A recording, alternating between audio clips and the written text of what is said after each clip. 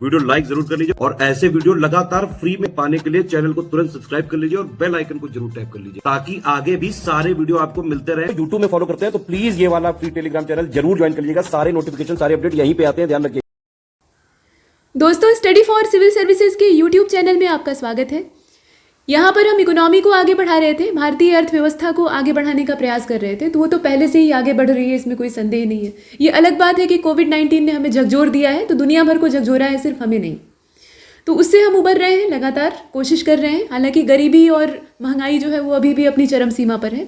तो ये सारी समस्याएं हैं और इन समस्याओं का समाधान आप एक प्रशासक की हैसियत से तभी खोज पाएंगे जब आप इनके बारे में जानेंगे, समस्याएं क्या हैं और उनका सही जो पक्ष है वो क्या हो सकता है, समाधान क्या हो सकता है, ये सब आपको ढूंढना है। तो कुल मिलाकर हमने पीछे PYQs देखे थे, पुराने प्रश्नों को देखा था। और जब पहला लेक्चर रिकॉर्ड किया गया और उसको यूट्यूब पे अपलोड किया गया तो लोग परेशान हो गए, कुछ लोग परेशान हो गए कि सिर्फ प्रश्न ही दिखाए जाएंगे क्या, थ्योरी नहीं दिखाई जाएगी, थ्योरी और एक्सप्लेनेशन वहाँ से गायब रहेगी। ऐसा कुछ नहीं है। वहाँ भी ये स्पष्ट तौर पर कहा गया था कि हम पूरी चीज़ कवर करेंगे, पूरा सिलेबस, और उसमें सिर्फ प्रश्न नहीं होगा। प्रश्न सिर्फ पहले लेक्चर में था और वो पुराने प्रश्न पत्र से लिया गया था। जो PYQs हैं उनको आधार बनाया गया था ताकि हमें पैटर्न मालूम हो सके, और ये हम अपने हर लेक्चर में कर रहे हैं, सिर्फ इसी में नहीं। तो फिलहाल अभी हम वन लाइनर फैक्ट देख रहे हैं, ये बिंदुवार तथ्य आगे चलेंगे। हमने यहाँ तक देख लिया था कि वर्गीकृत स्ट्रेटेजिक क्षेत्र कौन कौन से हैं, इनका परिचय प्राप्त कर लिया था। इसके बाद यहाँ से हमारी सूचना आगे बढ़ेगी और यहाँ पर जिक्र किया गया है एक महामारी का जिसका नाम है स्पेनिश फ्लू, ठीक है।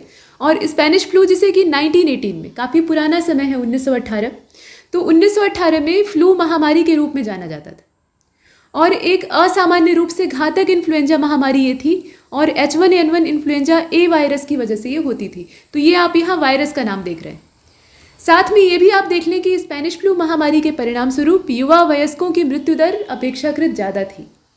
मरने वाले जो लोग थे उसमें युवाओं की तादाद ज़्यादा थी। आमतौर पर यह धारणा होती है कि जो युवा वर्ग है उसके अंदर अच्छी खासी प्रतिरोधक क्षमता होती है, उसका शरीर जो है वो नया होता है, अभी विकसित हो रहा होता है।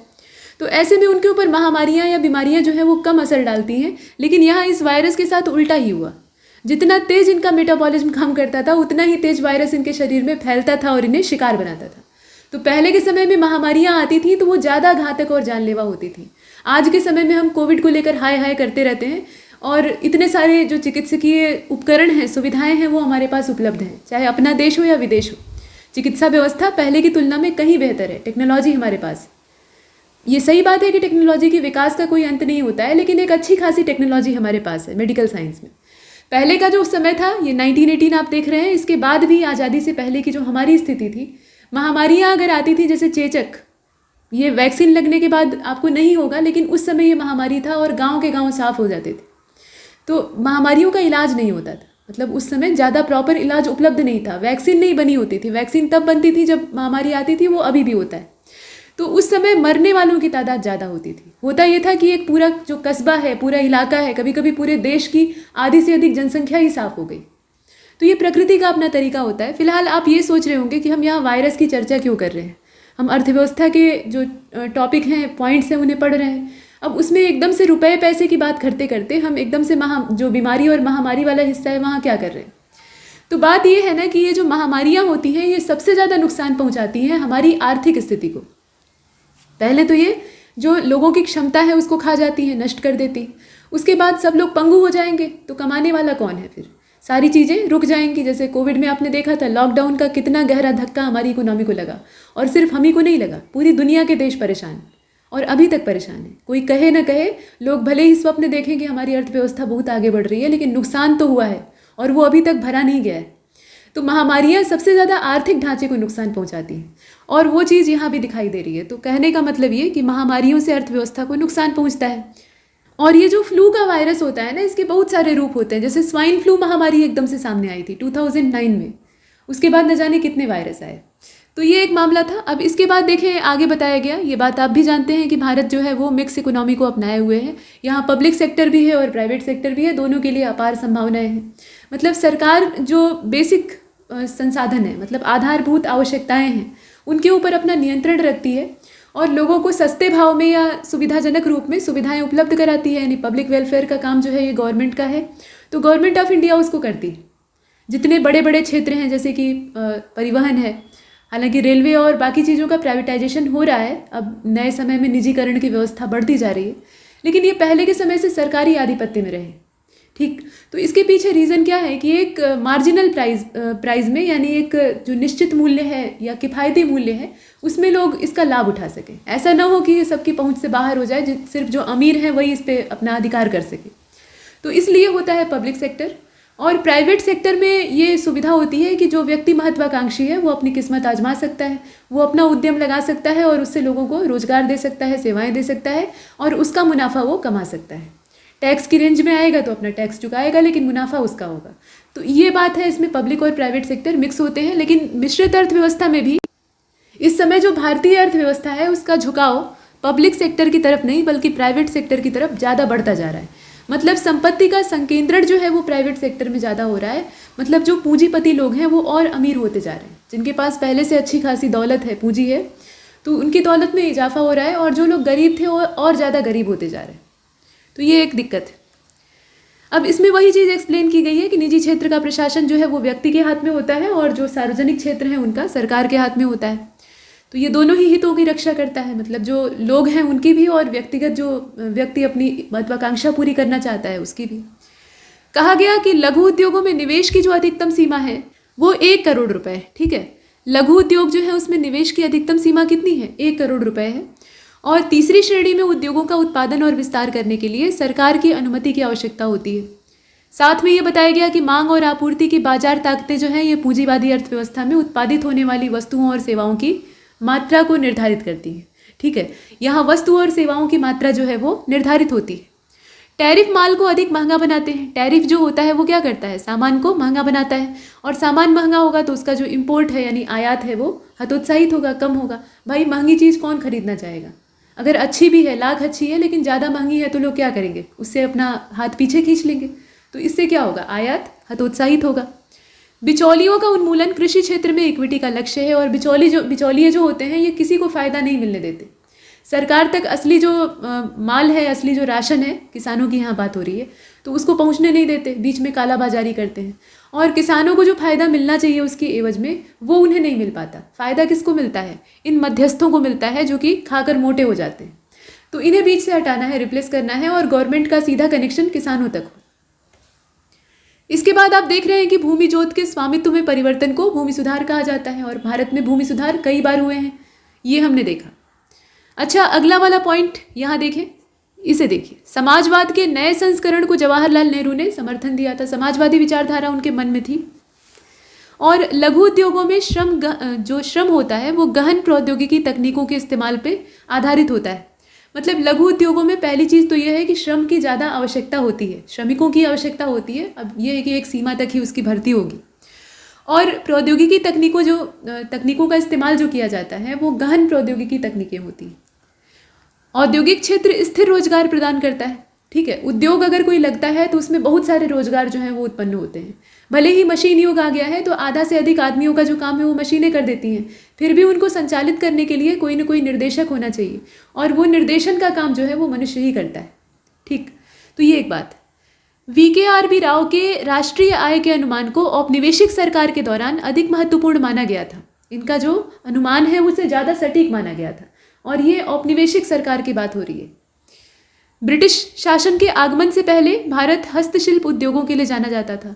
हाथ से बने हुए सामान, हाथ से बने हुए कपड़े और चीज़ें जो हैं वो यहाँ के बाज़ारों में खुलेआम बिकते थे, लोग खरीदते थे और बाहर भी ले जाते थे। लेकिन जब ब्रिटिश आते हैं तो उनका उद्देश्य होता है फ़ायदा कमाना। जो कच्चा माल यहीं पर लग रहा था उसको वो अपने देश भेज देते हैं, और यहाँ जो हमारा निजी सामान था, हमारा हस्तशिल्प था, उसको ये हतोत्साहित करते हैं, मजबूर करते हैं कि हम उनके द्वारा बनाई हुई चीज़ों को खरीदें। तो ये एक बात इसमें महत्वपूर्ण है, और इसीलिए समय समय पर जो विदेशी चीज़ें हैं उनके बहिष्कार की बात उठती रहती है। भारत में राष्ट्रीय आय का जो सबसे पहला अनुमान है, लोग तो सोए हुए थे, लोगों को, आधे से अधिक जनता को यही नहीं पता था कि गुलामी क्या होती है। वो राजा महाराजा का जो शासन होता है ना, उस समय की बात, उस समय की कल्पना करते थे कि राजा हैं हमारे और हम उनकी प्रजा हैं। तो वो बात राजतंत्र की जो थी यहाँ अंग्रेज़ों पर भी अप्लाई हो गई।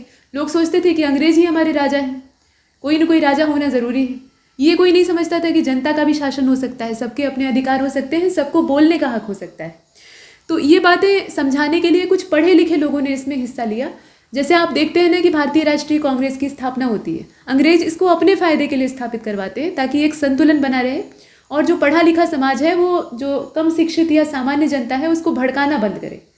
क्योंकि ये जो पढ़े लिखे लोग थे ना, जो कि किताबी ज्ञान अपना प्राप्त कर चुके थे, दुनिया उन्होंने देखी थी, बाहर जाके वो घूम आए थे विदेश में, तो उन्हें ये वास्तविकता पता लग गई थी। तो अंग्रेज़ ये चाहते थे कि वो अपना मुंह बंद रखें, जनता को पट्टी पढ़ाना बंद करें, नहीं तो जनता जो है वो अगर सच जान जाएगी, अपनी वास्तविकता से वाकिफ़ हो जाएगी, तो हमारा पैर उखड़ जाएगा। तो इसीलिए ये भारतीय राष्ट्रीय कांग्रेस की स्थापना करते हैं ताकि एक प्रेशर जो क्रिएट हो रहा है उसे कंट्रोल किया जा सके। अब यहाँ जो उदारवादी पक्ष था वो पहले भारतीय राष्ट्रीय कांग्रेस पे कब्जा जमाए रहता है, मतलब उन्हीं का वर्चस्व रहता है, और ये नरमपंथी सरकार से अपनी मांगों को मनवाने की कोशिश तो करते हैं, लेकिन इनका जो रुख है वो लचीला रहता है। तो यहाँ हम इतिहास का अध्ययन नहीं कर रहे हैं, लेकिन चूंकि यहाँ कुछ प्रसंग आ गया है आधुनिक भारत के इतिहास का, इसलिए ये चर्चा आवश्यक हो गई थी। अब देखिए, इसमें कहा जा रहा है ना कि राष्ट्रीय आय का जो सबसे पहला आकलन है या अनुमान है वो दादा भाई नौरोजी के द्वारा किया गया था। इन्हें grand old man of India भी कहा जाता है, और इन्होंने ही सबसे पहले बताया, व्यवहारिक तौर पे एक थ्योरी अपनी बताई, सबके सामने रखी कि यहाँ से जो वेल्थ है उसको ड्रेन किया जा रहा है, धन का बहिर्गमन का सिद्धांत इन्होंने प्रस्तुत किया। बताया कि हमारी जो दौलत है, हमारी जो संपदा है, हमारे जितने भी संसाधन हैं, उसे यहाँ से चूस कर ब्रिटेन ले जाया जा रहा है और उसका हमें बदले में कोई मुनाफा नहीं प्राप्त हो रहा है। सामान्य तरीका तो ये होता है, अगर आप व्यापार भी कर रहे हैं, अंग्रेज या ईस्ट इंडिया कंपनी, जितनी भी ईस्ट इंडिया कंपनी आई हैं अलग अलग यूरोपियों की, तो उनका उद्देश्य था व्यापार करना, व्यापारी की हैसियत से आए थे। तो व्यापार में तो दोनों तरफ से बराबर चीज़ें होती हैं ना, जितना सामान आप दे रहे हैं उसके एवज में आपको कीमत मिलती है। यहाँ कीमत कहाँ मिल रही थी? यहाँ तो एक तरह से फ्री में सारा सामान बाहर जा रहा था, मुफ्त या बहुत ही कम कीमत पे। तो ऐसे में टोटल शोषण हो रहा था, मतलब जो देश की संपदा है वो बाहर जा रही थी। अगर ऐसा होता कि अंग्रेज यहाँ से लेते और उतना ही देते, तब कोई खास नुकसान नहीं होता, तब भी हमें प्राकृतिक संसाधन अपने देने पड़ते, लेकिन बदले में हमें पैसा मिलता जो कि अर्थव्यवस्था को मजबूत करता, लेकिन ऐसा है नहीं। तो ये शोषण है, व्यापार नहीं है। ये चीज़ दादा भाई नौरोजी ने बताई। इसके बाद आप यहाँ देखिएगा, अच्छा समय दिया हुआ है, समय ध्यान दीजिएगा। स्वतंत्रता से पहले भारत में विलियम डिग्वी, फिंडशे सिरोज, शाह और खम्बाता, ये कुछ नाम है, इन्हें याद रखिएगा, आर.सी. देसाई, बी. नटराजन, इन सभी ने राष्ट्रीय आय का अनुमान पेश किया। आज़ादी के बाद जिन्होंने पेश किया है उन्हें तो हम बार बार देखते हैं, लेकिन आज़ादी से पहले भी ये काम किया जा चुका है और उसे आप यहाँ स्पष्ट तौर पे देख रहे हैं। साथ में ये बताया जा रहा है कि स्वतंत्रता से पहले, यानी आज़ादी मिलने 1947 से पहले, जो सबसे पहला वैज्ञानिक अनुमान है, वैसे तो अनुमान लगाने में कोई हर्ज नहीं है, कोई भी लगा सकता है, लेकिन एक साइंटिफिक वे जो होता है ना, उसमें हम तर्क देते हैं और उस तर्क की पुष्टि भी करते हैं। तो यहाँ वही वैज्ञानिक अनुमान की बात हो रही है, और उसको लगाने वाले जो व्यक्ति थे वो V.K.R.V. राव थे। पीछे हमने इनका नाम देखा है। समय है 1931-32 का। ठीक, अब यहाँ देखिए, आज़ादी के बाद भारत में राष्ट्रीय आय की गणना हेतु 1949 में, 2 साल बाद आज़ादी के, P.C. महालनोबिस, प्रशांत चंद्र महालनोबिस, पीछे हमने पंचवर्षीय योजना के संदर्भ में इनको देखा है, तो इनकी अध्यक्षता में राष्ट्रीय आय समिति का गठन किया जाता है। पूछा जा सकता है, ये क्वेश्चन जो है यहाँ से बन सकते हैं। और ये जो समिति बनती है ना, इसके अंदर 3 सदस्य होते हैं। 3 सदस्यों से ये समिति जो है ये बनकर तैयार होती है, और इसमें D.R. गाडगिल और V.K.R.V. राव जो हैं ये सदस्य होते हैं, और इसके अध्यक्ष बनते हैं P.C. महालनोबिस। अब ये जो समिति है ये क्या करती है, 1951 में पहली और 1954 में दूसरी रिपोर्ट पेश करती है। समिति का उद्देश्य था अध्ययन करके जो असली चीज़ है, मतलब असली बात है, उसको सामने लाना। तो ये अपनी रिपोर्ट 2 बार पेश करती है, वो समय दिया है। आगे क्या होता है, तो आगे अब ये बताया गया कि भारत में सकल घरेलू उत्पाद यानी GDP जो होता है, उसकी गणना करने के लिए 3 विधियों को हम इस्तेमाल करते हैं। अब उसमें से ये बात अलग है कि कुछ जो विधियां हैं वो ज़्यादा प्रचलित हैं और कुछ जो हैं वो उतनी प्रचलित नहीं। तो यहाँ बात हो रही है GDP की, और देखिए इसमें कौन कौन सी विधियाँ अपनाई जाती हैं। उत्पादन विधि अपनाई जाती है, ठीक है। GDP का आकलन करने के लिए पहली जो विधि अपनाई जाती है वो है उत्पादन विधि, दूसरी है आय विधि, और तीसरी है व्यय विधि। तीनों में से आप किसी का भी इस्तेमाल करिए, आपको पता लग जाएगा, बशर्ते कि गणना सही हो। एक चीज़ और बताई गई है कि विश्व बैंक की संबद्ध संस्था अंतर्राष्ट्रीय विकास संघ जो है, ये विश्व के निर्धनतम यानी जो सबसे गरीब राष्ट्र हैं उनके अंदर गरीबी उन्मूलन को करने हेतु सहायता देता है। अब जब आपने देखा कि पीछे 2 बड़े बड़े युद्ध लड़े गए, यानी पहला विश्व युद्ध और दूसरा विश्व युद्ध, तो उसके बाद दुनिया भर में अशांति फैल गई, और इससे एक बात निकल कर सामने आई कि इस तरह अगर हम लड़ते झगड़ते रहे तो किसी का भी विकास नहीं हो पाएगा। जो लोग विकसित होने का सपना देख रहे हैं दूसरों को कुचलकर या दूसरों का शोषण करके, तो वो भी लंबे समय तक टिक नहीं पाएगा। तो ऐसे में आवश्यक है कि मिलजुल कर काम किया जाए, तभी हम आगे बढ़ सकते हैं। तो दुनिया के देश जो हैं वो आपस में हाथ मिलाने को बेमन ही सही लेकिन तैयार हो जाते हैं। तो यहाँ से मामला फिर बदलता है और फिर आप जानते ही हैं कि संयुक्त राष्ट्र संघ स्थापित होता है।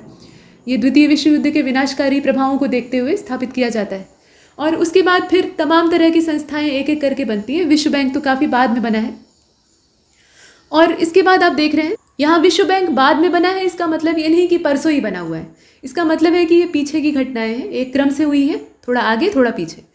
अब यहाँ ये बताया गया कि निर्धनतम राष्ट्र जो है उनके अंदर गरीबी उन्मूलन करना, ये भी वर्ल्ड बैंक का ही एक टारगेट है। आर्थिक समानता को ले आना विश्व बैंक का एक अगर लक्ष्य आप कहना चाहें, आपसे कोई पूछे कि बताइए इसका मेन उद्देश्य क्या है, तो मुख्य उद्देश्य इसका एक है आर्थिक समानता। क्योंकि आर्थिक समानता अगर होगी देशों के बीच में तो अशांति होगी ही नहीं। अशांति तब पनपती है ना जब कोई असंतुष्ट होता है, कोई भूखमरी का शिकार होता है और कोई जो है वो अत्यंत महत्वाकांक्षी हो जाता है और सबको कुचलकर राजा बनना चाहता है। तो उस स्थिति में आर्थिक असमानता की स्थितियाँ आती हैं और फिर असंतोष और फिर अंत में युद्ध होता है। तो आज भी असमानता तो है ही है, जमीन आसमान का फ़र्क है दुनिया भर के देशों के बीच में, है ना। तो ऐसी स्थिति में तनावपूर्ण स्थितियाँ अभी भी हैं और युद्ध की संभावनाएं टाली नहीं जा सकती। तो कभी भी हो सकता है, अब ये कोई नहीं जानता। फिलहाल लड़ते भी हैं लोग, अभी रूस और यूक्रेन का आप देख लीजिए, उसके पीछे भी कहीं ना कहीं आर्थिक चीज़ें ही जिम्मेदार हैं। वो हम देखते हैं कि अमेरिका का हस्तक्षेप है, नाटो की सदस्यता है और रूस नहीं चाहता है कि यूक्रेन नाटो का सदस्य बने क्योंकि अमेरिका उसके पड़ोस में आ जाएगा और अमेरिका को वो बर्दाश्त नहीं कर सकता। तो क्यों नहीं बर्दाश्त कर सकता? क्योंकि अमेरिका जो है वो बहुत ज़्यादा महत्वाकांक्षी है, अति महत्वाकांक्षा उसके अंदर है और वो किसी और को पनपने नहीं देना चाहता है और रूस ऐसा बर्दाश्त नहीं कर सकता है। तो ये मामला वहाँ पे है और वही हाल चीन का भी है। तो यहाँ आप देख रहे हैं, अब देखिए टी माल्थस एक अर्थशास्त्री हैं और इनकी किताब का नाम है, इनके पेपर का नाम है, सिद्धांत इन्होंने दिया था द माल्थ्यूसियन थ्योरी कहा जाता है, माल्थस के नाम से माल्थ्यूसियन थ्योरी। तो ये जो थ्योरी थी इसमें यह बताया गया कि जनसंख्या से संबंधित कौन कौन से आंकड़े हमारे काम के हो सकते हैं, मतलब कुछ बिंदुओं को इसमें गिनाया गया था। और माल्थस का जो जनसंख्या सिद्धांत था उसके हिसाब से इन्होंने कहा कि जनसंख्या में ज्यामितीय क्रम में वृद्धि होती है, ऐसा नहीं है कि अनियमित वृद्धि हो रही है, इसमें एक सिस्टमेटिक तरीके से ज्योमेट्रिकल वे में ग्रोथ होती है।